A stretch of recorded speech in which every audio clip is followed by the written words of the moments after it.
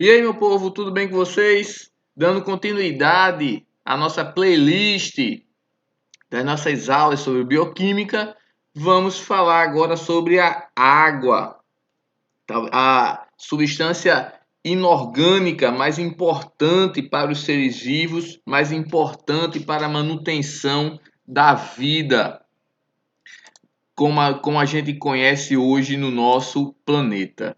Então, olha só.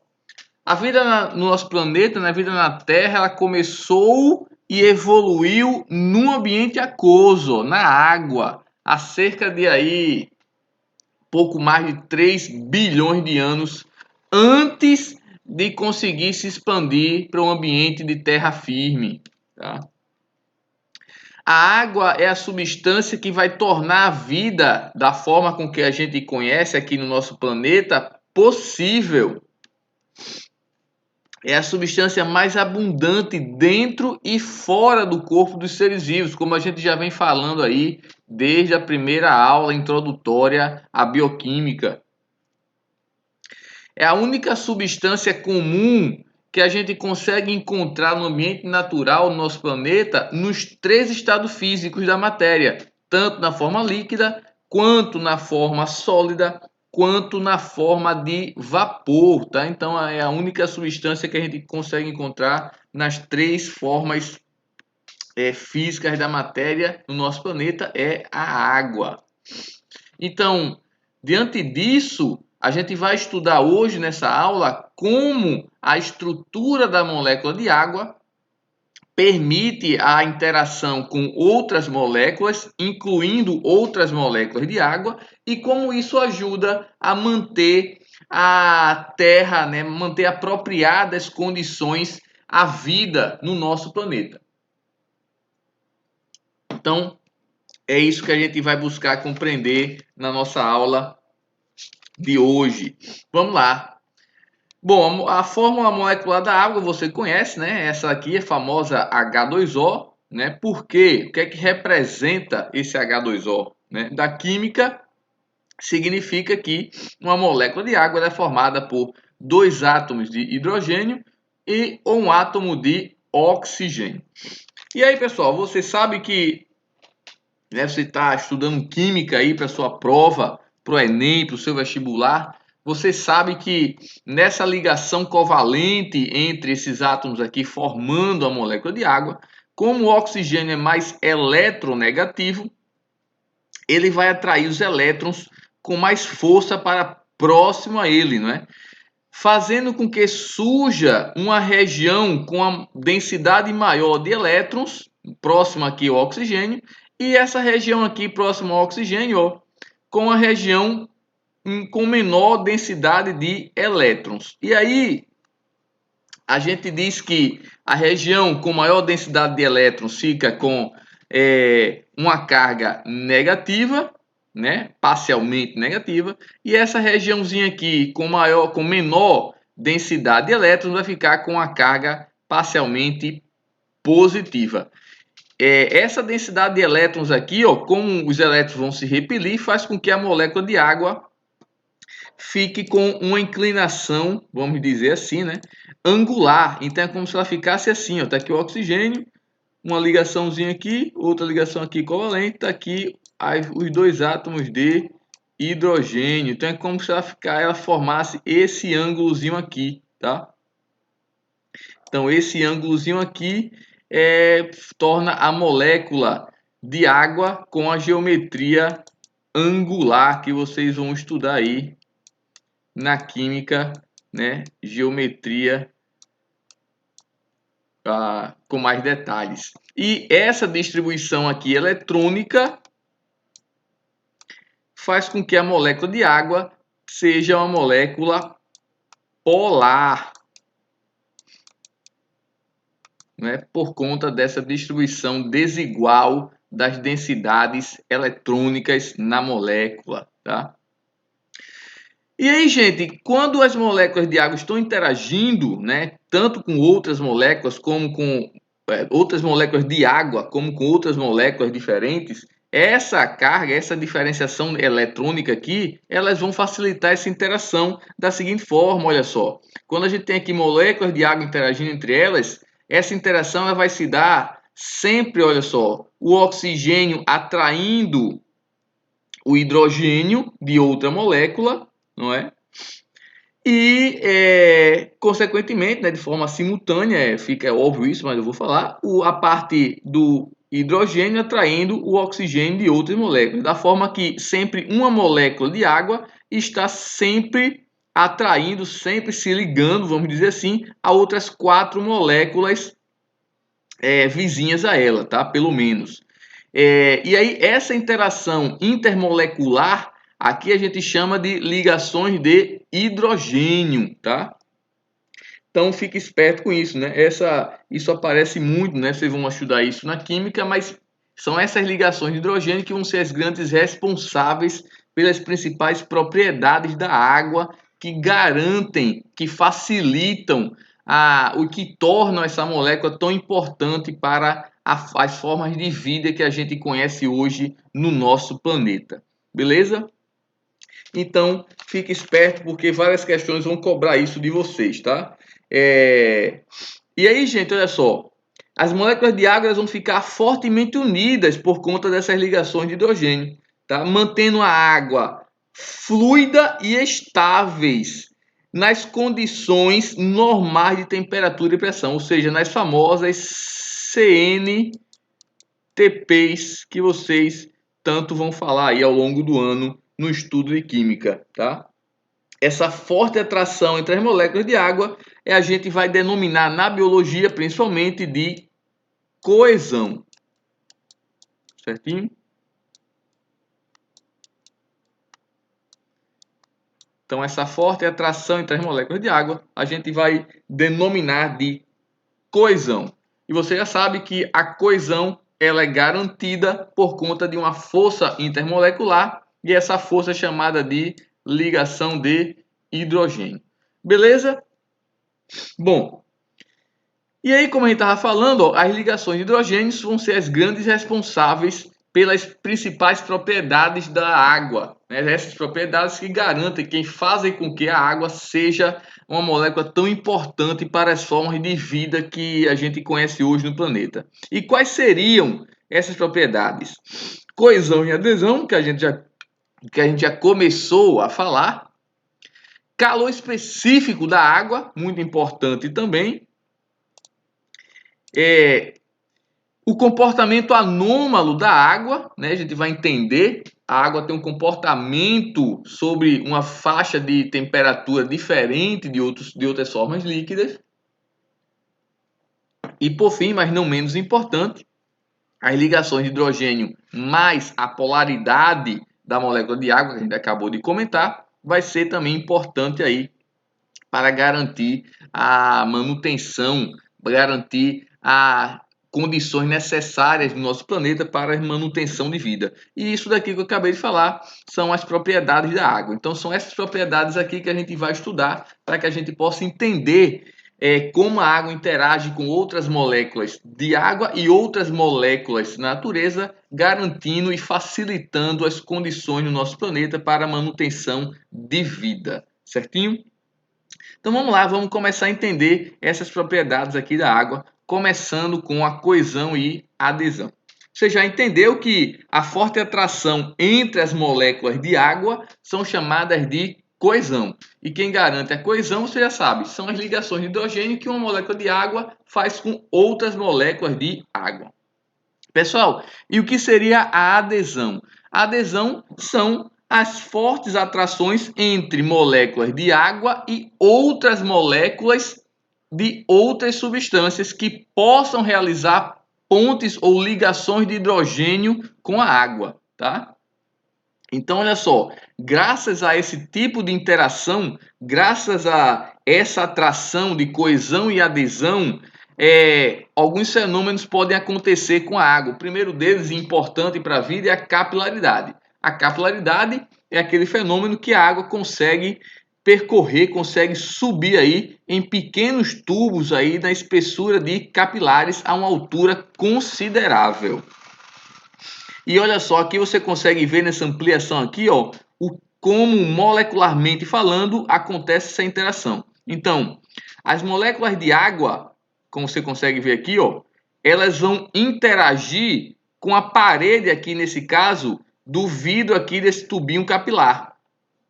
Essa interação molécula de água com parede do vidro aqui é o que a gente chama de adesão, tá? E essa adesão, você já sabe, do ponto de vista intermolecular, água com as moléculas aqui do vidro, a gente está falando de ligações de hidrogênio, tá? Mas a forte atração desse conjunto aqui de moléculas se unindo, a gente chama de adesão, certinho? E aí, no centro aqui, ó, da coluna de água, veja que aqui é somente água se unindo, não é? E aí você já acabou de ver essa forte união aqui, pessoal, que garante o centro da coluna de água aqui intactos, é o que a gente chamou de coesão. Tá? É muito simples você ver coesão, né? Basta que você pegue um copo, enche o copo o máximo que você puder de água e você vai observar que antes dele transbordar, ele vai fazer um menisco acima do nível do copo. Aquele menisco acima do nível do copo, ele é mantido por coesão. Uma gota de água, né, tem aquele formato característico é mantido por coesão, tá? Então, as moléculas de água se mantêm, essa estrutura que tende a manter a água com uma certa fluidez e ao mesmo tempo estabilidade, isso acontece graças à coesão entre as moléculas de água. E aí observe que a adesão e a coesão, elas conseguem vencer a gravidade, levando a água a subir aqui, ó, contra a gravidade pelo tubo capilar, tá? Isso vai ser muito importante em alguns tipos de organismos, por exemplo, nas plantas, olha só. E isso vai ajudar, pessoal, junto com o movimento, junto com o fenômeno da transpiração, que a gente vai estudar, né? A transpiração das plantas. Nesse caso aqui, principalmente a transpiração estomática, junto com a transpiração, vai ajudar a água a percorrer aqui todo esse caminho aqui pelos vasos lenhosos, né? Vasos do xilema. Tá? Lembra que são vasos do xilema, aquele que vai transportar água, né? E sais minerais, desde aqui da raiz até aqui as últimas folhinhas aqui, das mais altas aqui na planta, tá? E isso acontece por fenômeno da capilaridade, tá? Esses vasos aqui xilemáticos, eles são verdadeiros capilares. E por que é que essa coluna de água aqui ela não desaba contra a gravidade, aliás, a favor da gravidade, graças a forte forças de coesão que mantém a coluna intacta e as forças de adesão entre moléculas de água e as moléculas da parede do xilema que garantem a subida contra a gravidade dessas moléculas, certinho? E aí lembra que nas plantas essa coesão, né, que vai se dever às ligações de hidrogênio, vai contribuir para o transporte de água e nutrientes, né, principalmente nutrientes minerais, né, sais minerais, que vão estar diluídos aí, formando o xilema, formando a seiva bruta, né, dentro do xilema, melhor dizendo, contra a força da gravidade. Tá? Então isso vai ser muito importante para alguns organismos como as plantas. Tá? Isso vai ajudar tanto na fotossíntese, tá? Como também no processo de resfriamento desses organismos aqui, tá? E vai estar associado ao processo de transpiração que a gente vai estudar mais na frente em botânica, certinho? Então, coesão e adesão aí já só isso já garante muita sobrevivência aí de muitos tipos de organismos diferentes. Bom, uma outra propriedade, uma outra consequência, né, da coesão e da adesão, melhor dizendo, é a tensão superficial. Pessoal, a tensão superficial ela vai medir quanto é difícil estender ou quebrar a superfície de um determinado líquido. E aí veja, no caso da água, por conta da coesão entre as moléculas aqui, ou da superfície da água, de um determinado recipiente, de uma determinada fonte de água, a tensão superficial é tão grande aqui da água que garante, inclusive, a capacidade de sustentar certos organismos aí, ó, na superfície, na película, né, na interface água-ar, né? Aqui está a água, aqui está o ar. É possível garantir aí como se fosse de fato uma película. Veja que você consegue ver aqui, ó, a patinha fazendo a projeção aqui, imagina isso aqui seja a patinha desse inseto, ó. Ela consegue fazer essa dobra aqui, ó, na superfície do líquido, sem de fato romper essa tensão superficial. Isso garante que certos organismos possam utilizar essa interface água-ar como uma continuidade do seu hábitat, né? Isso é muito importante para alguns organismos que precisam, por exemplo, utilizar a superfície de um líquido para sua reprodução, sua postura de ovos, por exemplo, como algumas espécies aí de mosquitos, não é? Inclusive, alguns desses mosquitos podem até mesmo serem vetores de doenças para a gente. Mas, para ele, né, como para a espécie em si, é uma vantagem, é sim uma.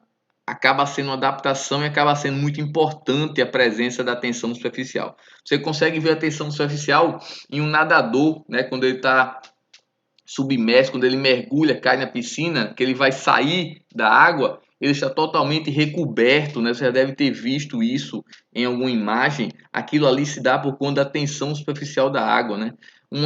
Se você gotejar água em cima de uma moeda, você vai ver que antes da água esparramar da superfície da moeda, ela vai recobrir, ela vai ultrapassar as margens da moeda até um certo ponto, né? Aquilo vai se dar graças à coesão entre as moléculas de água e também à manutenção daquela película graças à tensão superficial formada ali naquele local, né? Mesma coisa do exemplo do copo que eu falei agora há pouco, né? Então isso acontece por conta da tensão superficial da água, tá? Então outra propriedade muito importante que garante aí, ó, facilita a vida de alguns organismos aí no nosso planeta, tá? Insetos de forma geral, artrópodes de forma geral e até mesmo alguns vertebrados podem utilizar essa tensão superficial para se locomover acima da superfície de fontes de água, tá? Bom, outra propriedade da água é o calor específico.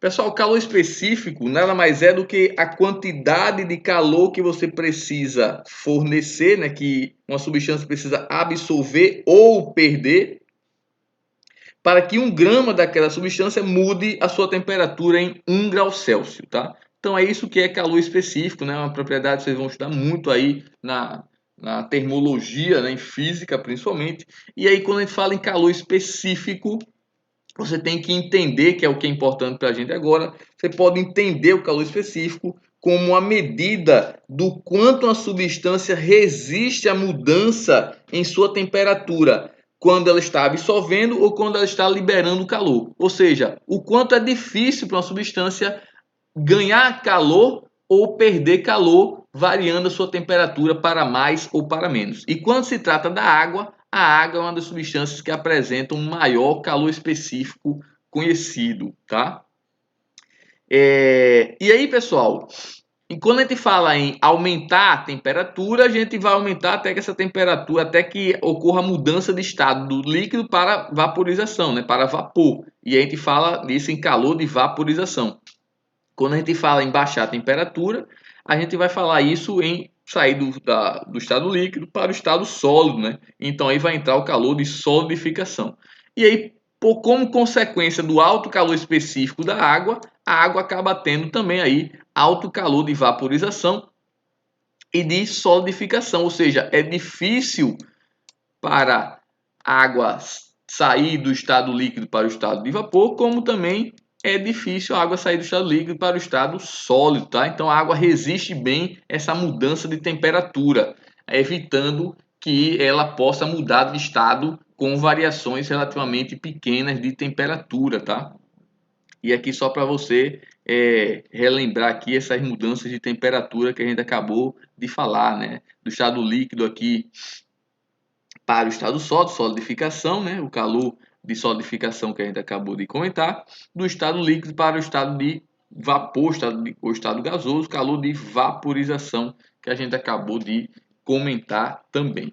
E aí qual a consequência, qual a vantagem, a principal vantagem desses altos calores aqui e decorrendo do alto calor específico? A manutenção da temperatura. Então, manutenção de temperatura é importantíssimo para os organismos, né? Porque graças à manutenção de temperatura, a gente consegue resistir a variações de temperatura no ambiente, tá? Então, e isso está expresso, por exemplo, na nossa espécie como suor, tá? Então, o nosso suor, ele ajuda, ele basicamente é rico em água para ajudar na regulação da nossa temperatura. Então, aquela água que está sendo eliminada pelos seus poros, a intenção daquilo é evitar que você superaqueça, né, a sua temperatura corporal. Como assim? Então, olha só, você numa atividade aí física qualquer está aumentando sua temperatura corporal, então isso faz com que você elimine suor aqui, ó, pelos poros, certinho? Esse suor, pessoal, ao ser evaporado, para que aconteça a evaporação, esse suor tem que fazer o quê? Ele tem que roubar calor de alguém. Então a água aqui do suor vai ter que roubar calor de alguém, e esse calor que ele está roubando vai ser da sua pele. Então, quando ela ganha calor da sua pele, ele evapora. Consequentemente, a sua pele diminui de temperatura, tá? Então é isso que acontece, é assim que funciona a regulação de temperatura pelo nosso suor. E aí é claro que em locais que tem o ar mais seco, essa evaporação acontece de forma mais rápida. Em locais que tem pouca evaporação, devido a um aumento da umidade do ar, isso vai acontecer de forma mais lenta, gerando um desconforto, né, uma tendência a um desconforto maior provocado por conta dessa umidade, tá? Então, cuidado com isso daí, porque isso pode ser questãozinha de prova, tá? Então, vou até falar uma observaçãozinha para vocês sobre isso daqui e depois eu vou gravar uma observaçãozinha sobre umidade do ar propriamente dito, tá? Mas por enquanto, só para você entender aqui, para você não esquecer, porque isso daqui pode sim aparecer em prova relacionando essa questão da água, do calor específico da água, como por exemplo uma questão de bioma, tá? Em alguns biomas que são naturalmente mais úmidos, existe um desconforto térmico porque a pessoa não consegue de fato termorregular, tá? Então a termorregulação, isso aqui são dois termorregulação da pessoa fica comprometida por conta da elevada umidade no ar, tá? Então, essa é a observação. A alta umidade em um dia quente pode aumentar o desconforto, né? Porque a alta concentração de vapor de água no ar vai inibir a evaporação do suor corporal, certinho? Então, muito cuidado com isso, tá? Então, locais que tendem a ter uma alta umidade no ar vai acabar trazendo desconforto para a gente por conta disso. Consequentemente, locais que têm um ar mais seco em relação à temperatura, né, o nosso suor acaba evaporando mais rápido, a gente consegue termorregular mais facilmente. Não significa que não tenham outros problemas relacionados a uma baixa umidade do ar, tá? Mas em relação a esses outros problemas, eu vou falar na nossa observação em outro videozinho só com essa observação. Por enquanto, eu queria só trazer essa ideia do desconforto em locais que tem uma alta umidade, tá? Em relação ao desconforto térmico, certinho? Por isso que locais mais úmidos tendem a ter um desconforto térmico maior. Beleza? Bom, e aí, pessoal, qual a relevância, né, do elevado calor específico da água para a vida no nosso planeta? Coloquei alguns pontos aqui importantes para vocês não esquecerem, que podem aparecer em prova. Primeiro deles, olha só, as grandes massas de água, por exemplo, os oceanos, eles vão aumentar pouco sua temperatura. Isso você pode considerar ao longo do dia ou ao longo de uma estação do ano, tá? Por exemplo, aqui o verão. Então, ao longo de um dia, eles aumentam pouco sua temperatura, tá?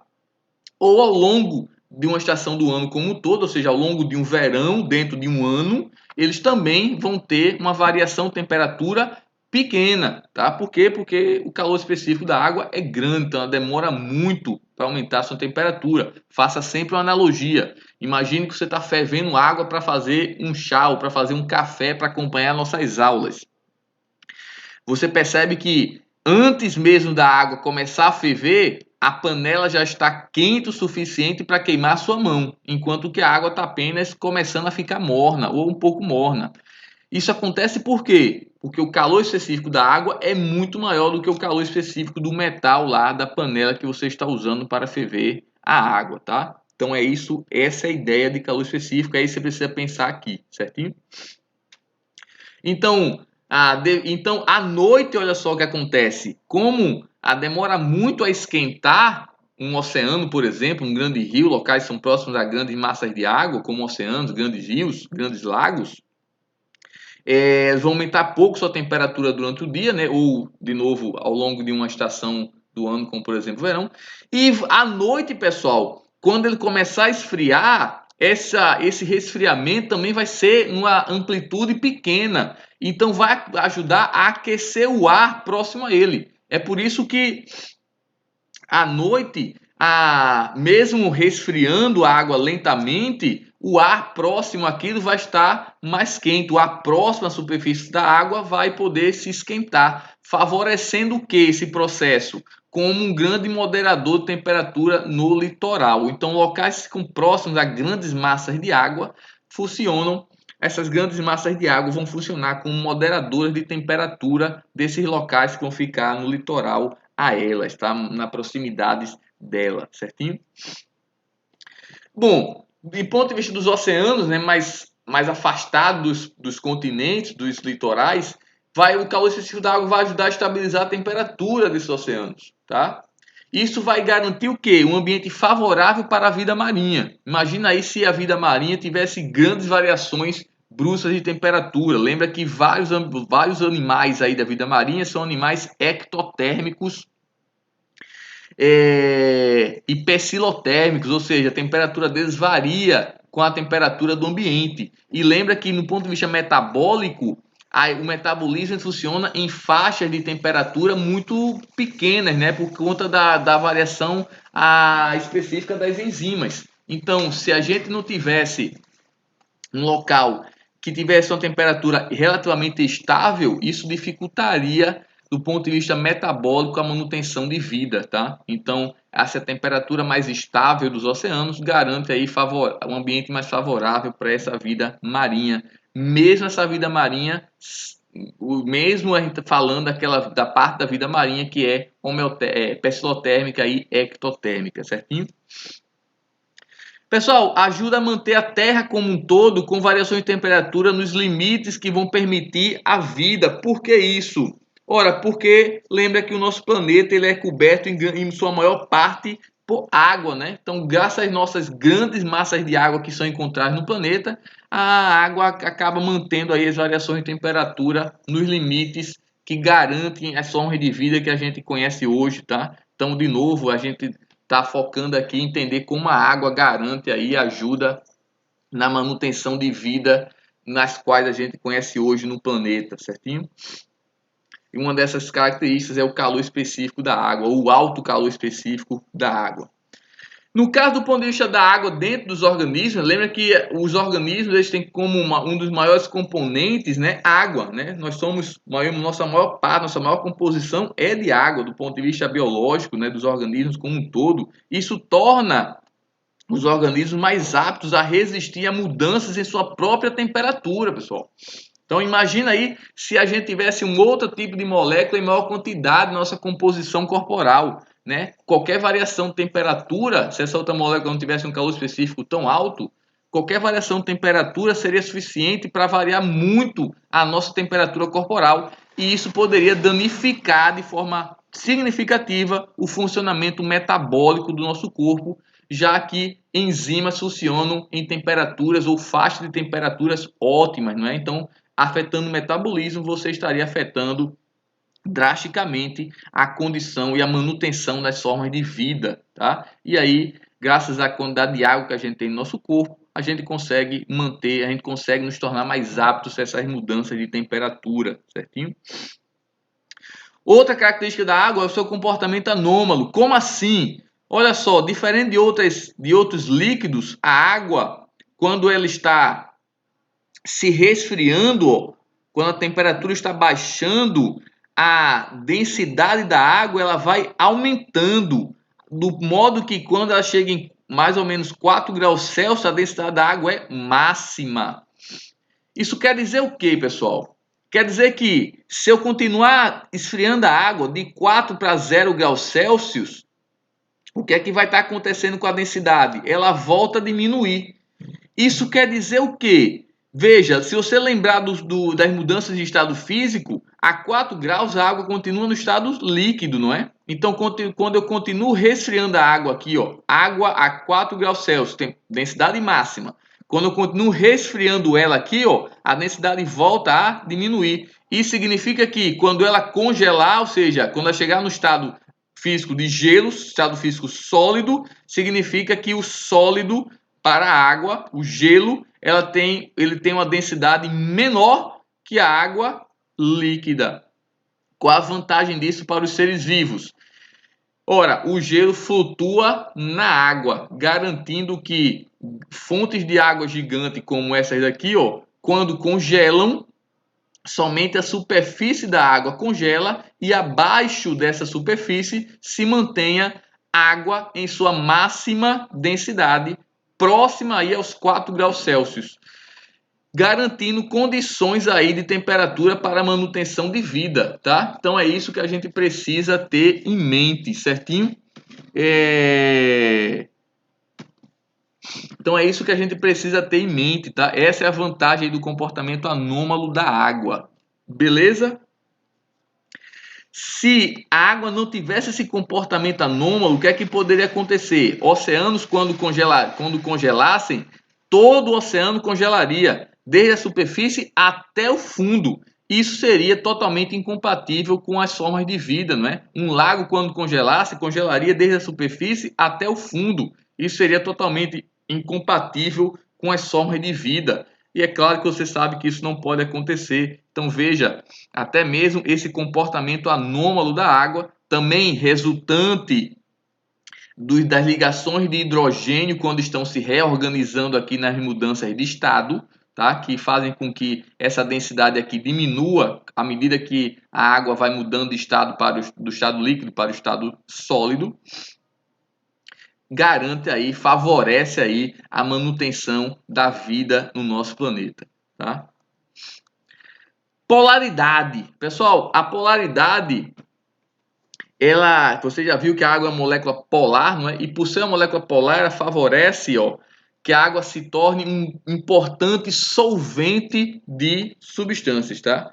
Conhecido, né, e muito comentado, que aparece muito em questões de prova aí como solvente universal. Bom, como é que vai funcionar isso? Olha só para essa imagem aqui, ó. Isso aqui é um cristal de cloreto de sódio, tá? Organizado, ligação iônica, né? Que vocês vão ver na química. Quando você coloca esse cristalzinho aqui, ó, em uma recipiente com água, o que é que vai acontecer?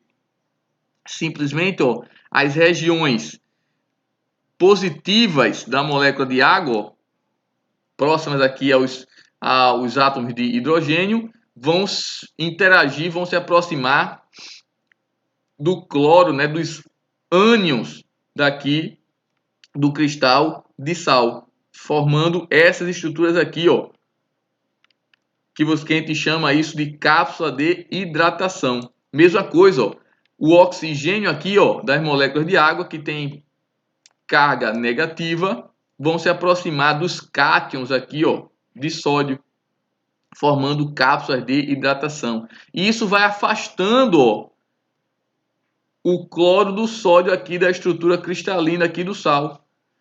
facilitando a sua dissolução, a sua ionização, no caso aqui o termo técnico, né? Mas facilitando a sua dissolução, facilitando a atuação como solvente, tá?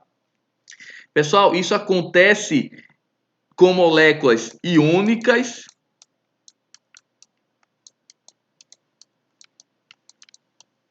Isso acontece com outras moléculas polares, tá? Mesmo que não sejam iônicas, desde que a água possa fazer com essas moléculas o que? Ligações de hidrogênio. Certinho?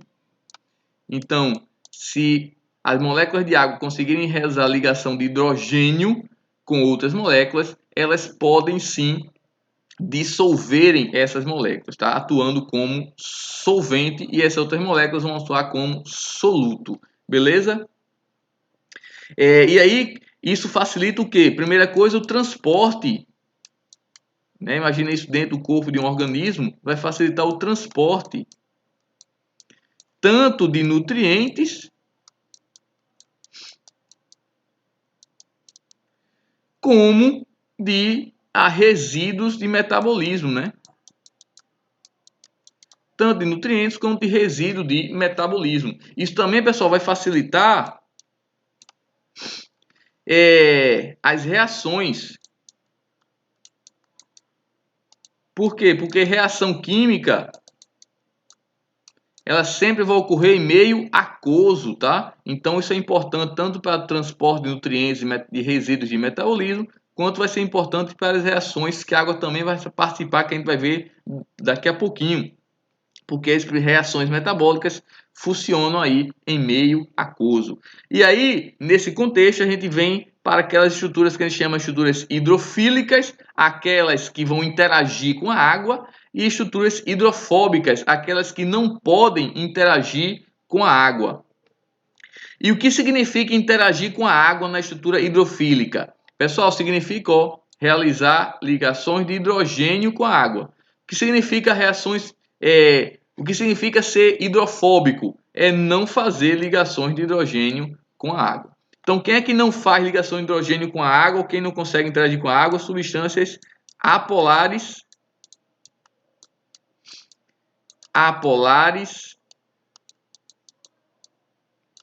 e não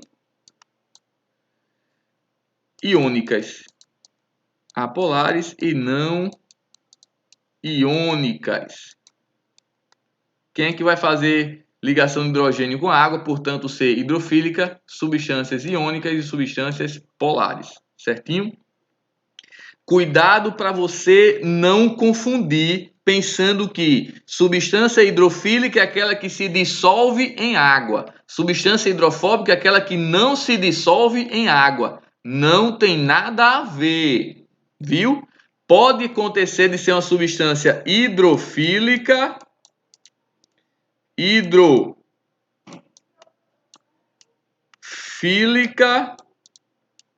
até coloca aqui, ó, fílica, e não se dissolver em água. Olha o que eu estou dizendo. Pode existir substâncias hidrofílicas e não se dissolver em água. Vou dar um exemplo para vocês. Pessoal, o algodão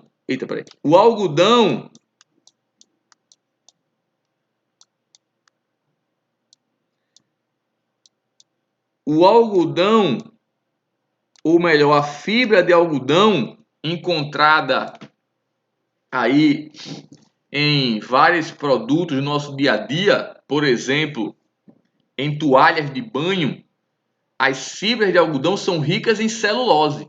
E essas moléculas de celulose, elas têm uma área gigantesca que podem interagir com a água, realizando ligações de hidrogênio com a água. Isso traz uma vantagem muito grande. Por quê? Porque essas toalhas de algodão são ótimas para quê, pessoal? Para a gente utilizar, para a gente se secar após o banho, né? Porque elas vão ser hidrofílicas, vão realizar ligações de hidrogênio com a água, secando a gente muito bem após o banho.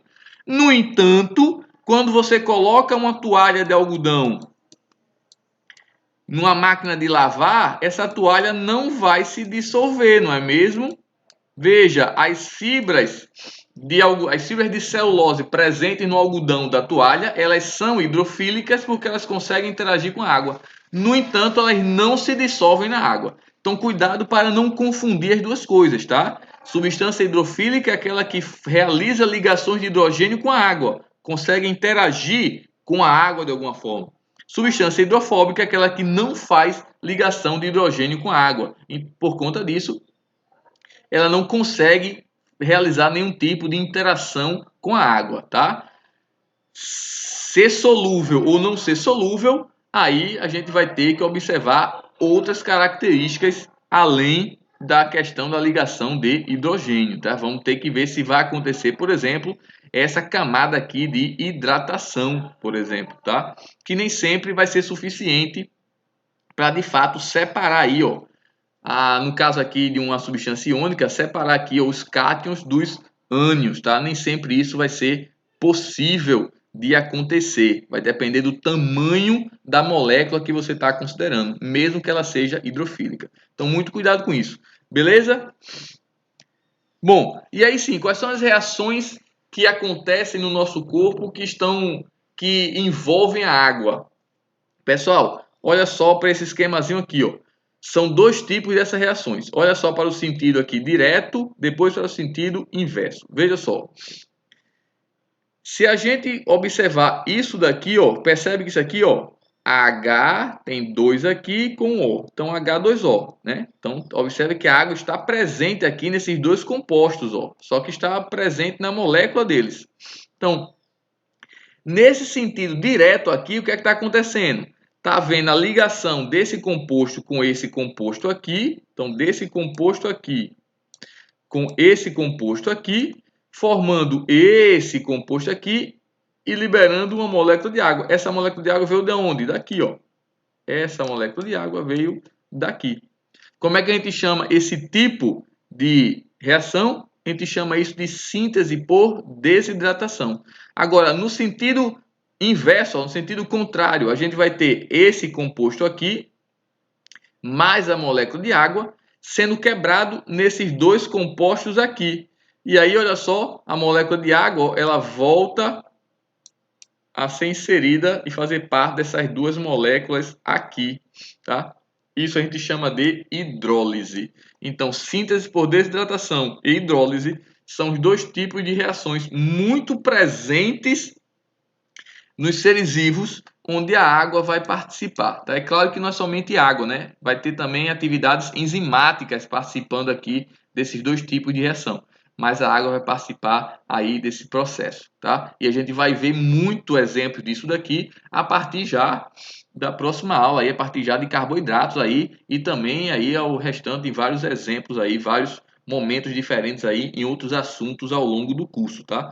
Mas coloca esse esquemazinho em mente para você entender. Duas moléculas reagindo, formando uma nova molécula, liberando água, é um tipo de síntese por desidratação. Essa síntese por desidratação pode ter um nome específico. Vou dar um exemplo. Imagina que esse composto aqui, ou seja, um determinado aminoácido. Esse outro aqui, ou seja, um outro aminoácido. Então, aminoácido mais um aminoácido forma um dipeptídeo. Liberou água. Pessoal, então, essa síntese de desidratação aqui vai receber o nome de quê? De ligação peptídica, tá? Então, para formar um dipeptídeo. Então, a ligação peptídica é um tipo de síntese por desidratação, tá?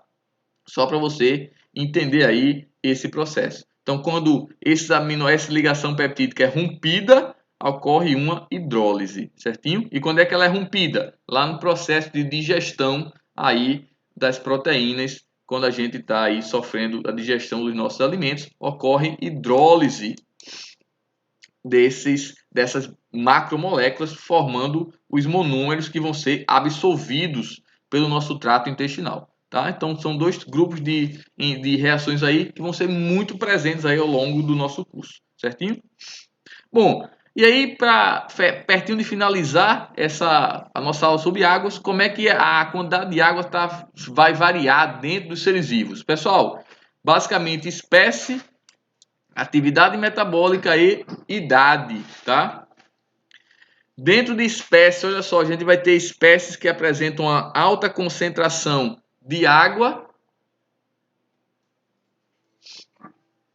A gente vai ter espécies que vão ter uma alta concentração de água, como por exemplo a água viva, tá? Então veja aqui 96% aqui, ó, da composição dessa espécie é formado por água, até mesmo aquelas espécies que apresentam uma concentração menor de água. Aqui nesse caso aqui, como exemplo, a gente vai ter aqui alguns tipos de sementes, como aqui o amendoim, 5% aqui, mais ou menos, vai ser de água nesse tipo de alimento, tá? Então, isso daí vai variar de espécie para espécie. É claro, você não precisa se preocupar em decorar isso daqui, né? Porque a questão vai ter que te dar alguma coisa para você fazer essa comparação, certinho? Mas lembre que espécies vão aí variar entre elas em relação à concentração de água. Atividade metabólica, como assim? Veja, você acabou de ver dois exemplos de reações que ocorrem aí que tem a ver com a água. Então você já sabe, falou em reação, falou em água. E falou em reação, falou em metabolismo. Então tu já sabe, quanto maior o nível de metabolismo em determinado tecido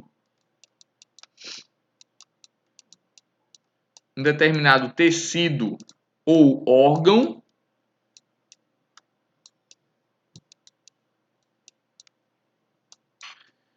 maior vai ser o nível de água. Como assim? Olha só para cá. Então, tá aqui esse esquemazinho aqui, ó. Então, órgãos e tecidos que apresentam alta taxa metabólica tendem a ter um maior nível de água, tá? Diferente daqueles que têm, ó, uma menor taxa metabólica. Beleza? Então é isso que você precisa ter em mente. Belezinha? É claro que você precisa ter pelo menos uma noção geral, tá? O valor específico é muito difícil. Não vou aconselhar ninguém a ficar decorando aqui valor específico de porcentagem de água, até porque isso pode variar de autor para autor, tá? Mas tenha pelo menos uma noção. Quanto maior a atividade metabólica do tecido do órgão, maior vai ser a quantidade de água que ele vai ter. Beleza? Idade, pessoal. Idade, o básico da idade é o quê? Quanto mais novos nós somos, maior o nível de água que tem no nosso corpo. À medida que a gente vai envelhecendo, esse nível de água ele vai diminuindo. Esse é o padrão. É claro que pode existir condições fisiológicas que afetem essa disposição ao longo do processo, tá? Essa condição fisiológica ela vai estar relacionada a sexo, e ela vai estar relacionado à atividade física, entre outros fatores, é claro, né? Mas pelo menos sexo e atividade física podem interferir nessa porcentagem de água no nosso corpo ao longo aí do processo, tá? De forma básica, o que mais aparece em prova é esse raciocínio. Quanto mais novo, maior o nível de água. Quanto mais idoso, quanto mais senescente, menor o nível de água. Beleza? Mas lembra que esses fatores aqui podem influenciar, mas aí esses fatores aqui você não tem como saber exatamente como vai influenciar, a não ser que a questão te dê aí algum dado para você fazer essa comparação. E aí seria uma questão que ela vai buscar um conceito biológico junto com a interpretação de algum gráfico ou alguma tabela, tá? Ela vai unir as duas coisas. Belezinha?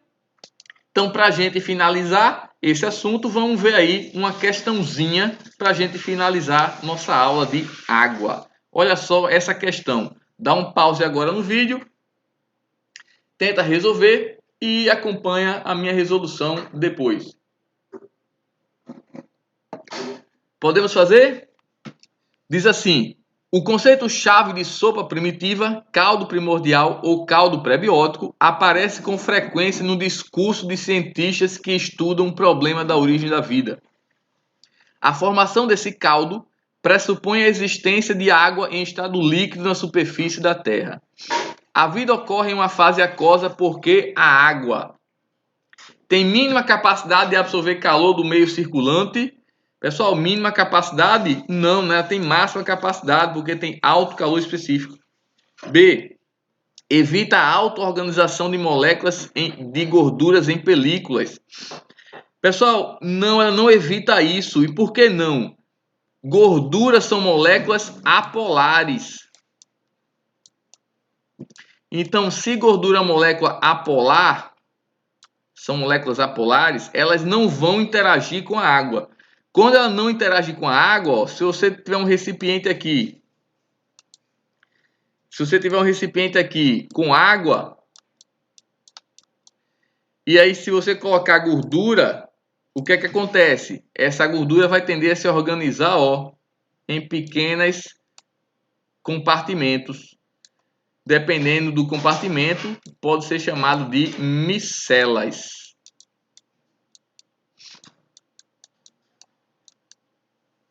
Certinho?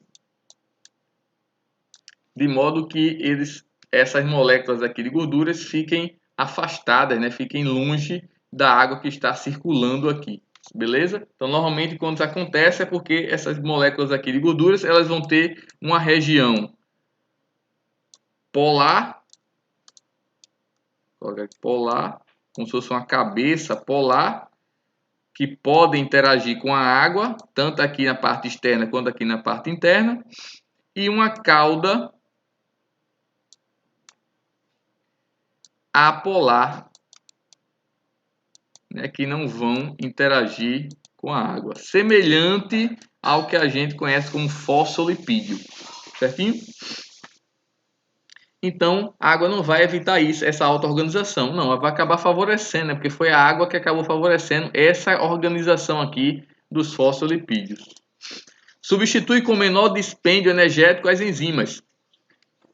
Não, né, gente? A água está relacionada àqueles dois tipos de reações que a gente viu, mas lembra que eu falei para vocês que, além da água, está relacionado, vai participar também daqueles tipos de reações as enzimas, tá? Então, ela não vai substituir as enzimas, não. Constitui um meio para transporte de nutrientes e remoção de resíduos do metabolismo. Pode ser, né? A gente estava falando agora há pouco que quando a água funciona como solvente, uma das vantagens disso é exatamente facilitar o transporte de substâncias, né? Que ele está falando aqui, ó. E essas substâncias podem ser tanto nutrientes como resíduos do metabolismo, né? No caso aqui, para serem removidos. Então, pode ser sim a letra B, mas vamos ver a letra E. Bloqueia a formação de pontes de hidrogênio entre moléculas. Não bloqueia, né, gente? Então, a água vai sempre realizar pontes ou ligações de hidrogênio. A forte interação dessas pontes de hidrogênio entre as moléculas de água a gente chama de coesão. Tá? E as fortes interações dessas pontes de hidrogênio com outras moléculas diferentes da molécula de água, a gente chama de quê? Adesão.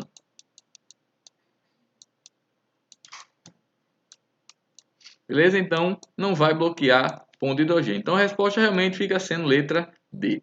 Certinho? Então, com isso, a gente encerra aí a aula sobre água. Então, não deixa de se inscrever no canal. Ativa o sininho para você receber todas as notificações quando chegarem os próximos vídeos. E não se esquece de curtir esse vídeo e compartilhar com seus amigos. Até nossa próxima aula. Valeu!